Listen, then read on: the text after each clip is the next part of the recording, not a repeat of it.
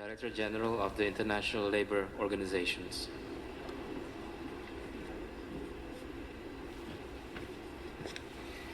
Thank you, Mr. Chairperson. Excellencies, ladies and gentlemen, I begin by thanking the authorities and the people of Morocco for the very warm hospitality and the excellent organisation of this conference.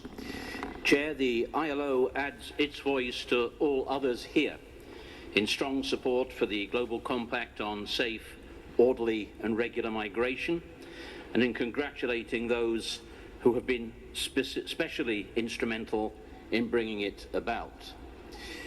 The ILO is nearing its 100th anniversary as the international organisation tasked with delivering social justice and decent work for all as a means of securing peace and stability.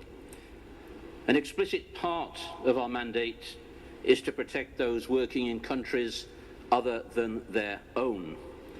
And so the ILO's founders would no doubt approve enthusiastically the labour-related objectives set out in the Global Compact to protect the human rights and labour rights of all migrants, to deliver fair recruitment, skills development and social protection to all women and men migrants, to increase and redouble our efforts to root out trafficking in human beings, forced labour and child labour, amongst much else. But the fact is that the realisation of these objectives of the Compact promise to be no less challenging now than it has been in other periods of history. Today we face levels of global warming that reduce opportunities for decent work where large numbers of people are now living. Many countries see large numbers of their youth population coming onto labour markets when we have a world where more than 190 million people are already without work.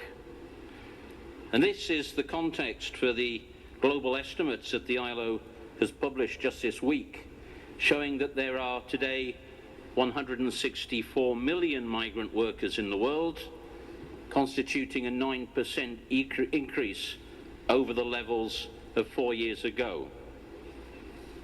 Many of these are very vulnerable to abuse, abusive behaviour and exploitation. And sometimes indeed they are actually the subject of such behaviour and denied the equal treatment which is their fundamental right.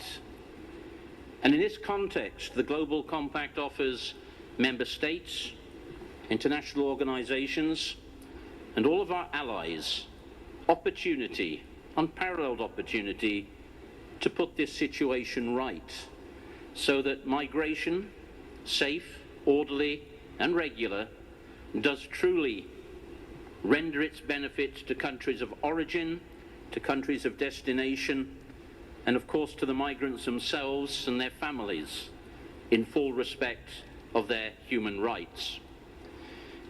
For all these reasons, Chair, the International Labour Organization commits itself to work in the United Nations Migration Network to achieve these ends.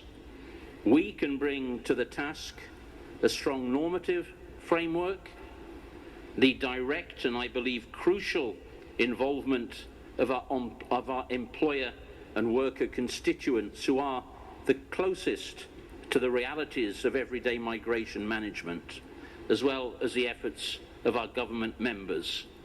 And we can bring also behind that nearly 100 years of experience and commitment in promoting social justice for all, migrants no less than everybody else. I thank you for your attention. I thank the Director General of the International Labour Organization.